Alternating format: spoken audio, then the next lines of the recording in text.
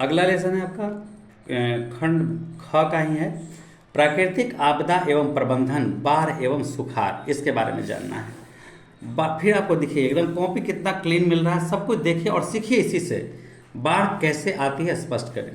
बाढ़ आने के अनेक कारण हैं। अकस्मात अधिक वर्षा के कारण अर्थात अतिवृष्टि के कारण एकाएक अधिक पानी बढ़ जाने से नदी में बाढ़ आ जाता है। नदी के पेंदे में बलुआ गाद वर्षों वर्ष से जमा होकर नदी में पानी रखने की क्षमता कम हो जाती है। यही कारण है कि अधिक वर्षा होने से उस नदी में बाढ़ आ जाती है। कारण कि जिस गति से पानी बढ़ता है उस गति से पानी आगे नहीं बढ़ पाता, इधर उधर धारण करने की क्षमता को समाप्ति रहती है, फलतः बाढ़ आ जाती है। तटबंध के टूटने से भी बाढ़ आ जाती है। अगला सवाल है, बाढ़ से होने वाली हानियों की चर्चा करें। बाढ़ से होने वाली हानियां अनेक प्रकार की हैं। हजारों लोग बेघर हो जाते हैं, कुछ बह भी जाते हैं, खेतों में लगी फसल बर्बाद हो जाती है, सड़कें टूट जाती है, लोग असहाय हो जाते हैं, जानवर भी मर जाते हैं। बाढ़ में पशुओं को चारा मिलना मुश्किल हो जाता है, सांप अपने बिल से निकलकर घरों में प्रवेश कर जाते हैं और ऊंचे स्थानों पर अपना वास खोजते हैं। मकानों के गिरने और दहने के कारण लोग आवासहीन हो जाते हैं। बाढ़ के समाप्त होते ही महामारी फैल जाती है, कुआं पानी दूषित हो जाता है। सरकार का स्वास्थ्य विभाग इसकी देखभाल करता है। अगला है, बाढ़ से सुरक्षा हेतु अपनाई जाने वाली सावधानियों को लिखें। बाढ़ से सुरक्षा हेतु अपनाई जाने वाली सावधानियां अनेक हैं। इनमें एक या दो अथवा सभी उपायों को अपनाना चाहिए। सबसे पहले नदी को पेटी में जम चुकी कुछ गाद की गहराई तक सफाई की जानी चाहिए ताकि नदी में जल धारण करने की क्षमता में वृद्धि हो जाए। दूसरी यह कि नदी के दोनों तटबंधों पर तटबंध यानी बांध का निर्माण कराया जाना चाहिए। जिस नदी में लगातार प्रतिवर्ष बाढ़ आती है उस नदी से यत्र तत्र नहरें निकालकर उन्हें अन्य नदियों से जोड़कर नदियों में जल भार को कम किया जा सकता है। सूखे की स्थिति को परिभाषित करिए। किसी वर्ष अनावृष्टि, वर्ष मानसून धोखा के कारण और वर्षा नहीं होने के कारण अर्थात अनावृष्टि के कारण वास्तव में सूखा के यही कारण आता है। जब सूखा आता है तो फसल नहीं लगाई जा सकती और यदि लगा भी गई तो सूख जाते हैं, फलतः अन्न की कमी हो जाती है। बाहर से अन्न मंगाना पड़ता है, इससे महंगाई बढ़ जाती है। फसल के नहीं उपजने से चारा भी नहीं उपजता और मवेशियों के लिए चारे की किल्लत हो जाती है और चारा घोटाला तक हो जाता है। और ख़ास तौर पर अनावृष्टि के कारण जब खेतें सूख जाती है तो उनकी नमी खत्म हो जाती है, लेकिन बाढ़ आता है तो कम से कम खेतों में नमी बनी रहती है और एक फसल अच्छे तरीके से हो जाते हैं। लेकिन बाढ़ नहीं आने से अर्थात सुखाड़ पड़ने से सभी फसलें नष्ट हो जाती हैं, क्योंकि जब तक खेत में नमी नहीं रहेगा तब तक खेत में बीज का अंकुरण नहीं होगा और बीज उत्पन्न नहीं होंगे। अगला सवाल है, सूखे से जिम्मेवार कारकों का वर्णन करें। सूखा के लिए जिम्मेवार कारक है वर्षा की कमी, नहरों तथा तालाबों की कमी, बिजली की कमी तथा बोरिंग की व्यवस्था का अभाव। जिस गति से जनसंख्या बढ़ रही है उसी अनुपात में अन्न को भी बढ़ाना आवश्यक है, लेकिन उपयुक्त कमी के कारण गांव के गांव धनी मनी लोग कुएं खुदवाना छोड़ दिए हैं और वे कुएं हैं भी तो देख रेख के अभाव में नष्ट हो रहे हैं। भूमि का जलस्तर नीचे दूर से भागता जा रहा है। आज देखिए क्या है, जन जीवन हरियाली योजना अपनाया गया है। एक कुएं को बनाने के लिए अगर 20,000 मिला होगा, अच्छे से मरम्मत कर दिया जाए नीचे से सफाई करके, तो सब मुखिया घोटाला कर गया, खा गया। 5,000 4,000 खर्चा किया, चारों तरफ से प्लास्टर करवा दिया, बस उसके ढक दिया, 10,000 खर्चा करके 10,000 बचा लिया। तो जो सरकार की प्लान आती है अगर पूर्ण रूप से उस योजना को पूरे रूप से खर्च किया जाए तो हमारा देश का विकास सबसे तीव्र गति से होगा। सूखा से बचाव के तरीकों का उल्लेख कीजिए। सूखा से बचाव के मुख्यतः 2 तरीके अपनाई जाती हैं, दीर्घकालीन तथा लघुकालीन। दीर्घकालीन योजना में नहर, तालाब, कुआं, पईन तथा आहर का निर्माण किया जाता है। वहीं लघुकालीन योजना में बोरिंग कराकर बिजली पंप द्वारा जल का दोहन किया जाता है और सिंचाई की जाती है। पेयजल की समस्या को दूर करने के लिए अन्यंत्र से टैंकों से पानी मंगाकर जनता को वितरित किया जाता है। खासकर गर्मी के सीजन में ये हालत हो जाता है कि अगर खेतों से पानी निकाला जाता है खेत पटाने के लिए, सिंचाई करने के लिए, तो वहाँ पे इतनी समस्या उत्पन्न हो जाती है कि गांव घर में पानी मिलना मुश्किल हो जाता है, पीने के लाले पड़ जाते हैं। अंततः खेत पटाने वाले किसानों को रोकना पड़ता है। भारत में सूखा आने वाले कितने क्षेत्र की पहचान की गई है और वे किन किन राज्यों में अवस्थित है? भारत सरकार ने भारत में 77 जिलों की पहचान की है। इन जिलों में प्रायः प्रतिवर्ष सूखे की आंकड़ा बनी रहती है, जिसे जिले मुख्यतः राजस्थान, गुजरात, कर्नाटक, मध्य प्रदेश, छत्तीसगढ़, महाराष्ट्र, उत्तर प्रदेश राज्य अवस्थित है। 19वीं शताब्दी से लेकर आज तक भारत में जो सूखा आया है, उन दुर्भिक्ष स्थिति आई है, उनका उल्लेख करें। 19वीं शताब्दी में पहला सूखा 1817 में और 1817 में आया। ये दोनों सूखे अति भयंकर थे। उनके बाद 20वीं शताब्दी का पहला सूखा 1918, दूसरा 1966 और तीसरा 1987 में भयंकर सूखा का सामना करना पड़ा। 21वीं शताब्दी में 2009 में मानसून के शुरुआती वर्षों में ही मानसून नहीं आया था। अगला, सिंचाई आयोग के अनुसार प्रत्येक भारतवर्ष में कितने प्रतिशत भूमि पर सूखे की स्थिति उत्पन्न होती है?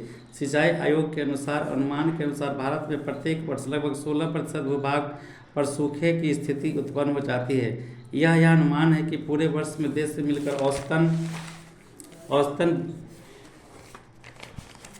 कुआं, नलकूप आदि से जो पानी प्राप्त करते हैं वो भूमिगत जल से ही प्राप्त होता है। पहले ऐसा समझा जाता था कि भूमिगत जल का भंडार असीमित है और हम जितना चाहें उसका उपयोग कर सकते हैं, लेकिन जैसे जैसे अब संख्या बढ़ती जा रही है और अन्न उत्पादन बढ़ाने के लिए सिंचाई के लिए जल का दोहन करने लगा जा रहा है, वैसे उससे भूमि के जलस्तर नीचे भागने लगा है। इसका एकमात्र उपाय है वर्ष जल को किसी भी प्रकार भूमि के अंदर पहुंचाया जाए। इससे भूमिगत जल शीघ्र भागने नहीं पाएगा। अब क्या चीज़ का टेस्ट है बाबू? बिहार में बाढ़ की स्थिति का वर्णन करें। बिहार उसमें भी उत्तर बिहार बाढ़ के लिए काफ़ी उत्तर बिहार में लगभग प्रतिवर्ष बाढ़ आने के कारण है कि हिमालय पहाड़ के ठीक सटे उत्तर में है। नेपाल से जो हिमालय क्षेत्र में अवस्थित है, हिमालय से निकलने वाली नदियों की एक श्रृंखला है।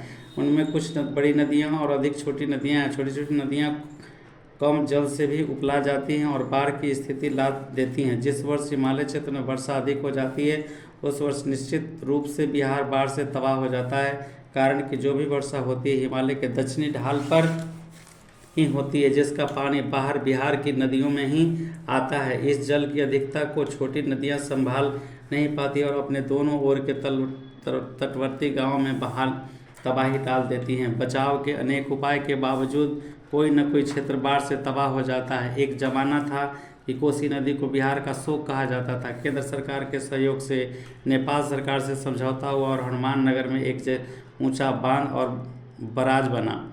तब से कोसी क्षेत्र के लोग खुशहाल हो गए और इस बात को भूल गए कि कोसी कभी बिहार का शोक था। फिर भी 2008 में ऐसी स्थिति उत्पन्न हुई कि इससे बांध बराज से संबंध कुसहार नामक स्थान पर पानी का इतना दबाव बढ़ गया कि वह तट टूट गया। जलान कोसी की अनेक धाराएं बन गई और वह 100 किलोमीटर तक पूरब खिसक गई। बांध की मरम्मती होने के लिए बिहार असहाय था। केंद्र सरकार ने कुछ ध्यान नहीं दिया, फिर तो काफ़ी देर तक बांध पुनः ठीक हो गया। अब आगे देखना है। बाढ़ के कारणों एवं इससे सुरक्षा के उपाय का बताएं। अधिक वर्षा के कारण एकाएक अधिक से अधिक जल आने से बाढ़ आ जाती है। कहीं बांध के टूटने से भी बाढ़ आ जाती है। 2008 में कोसी क्षेत्र में आई बाढ़ के कारण भी बांध का टूटना ही था। कुसहा में बांध के टूटने से इतना पानी आ गया कि कोसी नदी 100 किलोमीटर पूर्व खिसक गई और उसकी अनेक धाराएं निकलकर बहने लगी थी। इस आपदा में लाखों लोग फंस गए थे, उन्हें शिविरों में ठहराया गया। बिहार सरकार के अलावा अनेक स्वयंसेवी संस्थाओं द्वारा भोजन की व्यवस्था की गई। केंद्र सरकार के आश्वासन के बावजूद वह कुछ मदद नहीं दे सकी। इससे अमानवीयता का हद कहा जाता है। बाढ़ से बचाव का प्रयास अंग्रेजी शासन के समय से ही हो रहा है। स्वतंत्रता प्राप्ति के बाद देश की निर्वाचित सरकार ने भी उस प्रयास को आगे बढ़ाते रहने का काम जारी रखा है। बाढ़ से आने वाली नदियों के दोनों तटों पर तटबंध बनाए गए हैं। केवल तटबंध बनाए से ही नहीं बल्कि उनकी मरम्मती का काम भी सालों भर होते रहना है। बाढ़ से तनाव बचाव के कारण काम में केवल बिहार या भारत ही नहीं बल्कि विश्व के अनेक देश भी लगे हुए हैं। चीन, मिस्र, संयुक्त राज्य अमेरिका, पाकिस्तान, नाइजीरिया आदि अनेक देश बाढ़ से डरे रहते हैं, जिस कारण 2008 में कोसी क्षेत्र में बाढ़ आई थी। बिजली उत्पन्न करने के लिए बने जलाशयों के बांध के टूटने से ही यहाँ बाढ़ आई थी और उन देशों में भी इस प्रकार का डर बना रहता है, लेकिन उन देशों ने पहले से ही प्रबंध कर रखा है कि यह जल की वृद्धि हो जाए तो उसकी निकासी भी कैसे की जाए। भारत और वह भी बिहार में भी वैसी व्यवस्था होनी चाहिए। सूखा के कारण से बचने के तरीकों का वर्णन करें। सूखा का मुख्य कारण है अवर्षण। अवर्षण की स्थिति में उत्पन्न होती है जब मानसून धोखा दे देता है। भारतीय कृषि मानसून वर्षा पर ही आधारित है। यदि मानसून समय पर आ गया और पर्याप्त नहीं पानी दे गया तब तो ठीक, वरना उल्टा होने की स्थिति में विषम हो जाती है, सूखे की स्थिति उत्पन्न हो जाती है। कभी कभी सूखे का सामना तब भी करना पड़ता है जब नहर के रहने के बावजूद भी उसमें पानी नहीं आता, उससे पानी नहीं छोड़ा जाता है।